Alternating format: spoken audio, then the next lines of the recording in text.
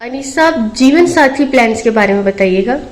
दरअसल ये joint life assurance policy है जो कि हस्बैंड एंड वाइफ के रिलेशन को देखते हुए डिजाइन की गई है। इसमें एक दूसरे के दोनों नॉमिनी होते हैं और बैक वक्त दोनों की इंश्योरेंस हो जाती है। मुद्दत तकमील पे सर्वाइवल की सूरत में जॉइंट अकाउंट में मेच्योरिटी की अमाउंट दी जाती है और कबल अज वक्त किसी एक फरीक के इंतकाल पे दूसरे फरीक को रकम मुयसर कर दी जाती है। शुक्रिया। जो आज तुमने कही है वो कल ही की बात लगती है। अनमोल लम्हों का साया मैंने पास हमेशा पाया।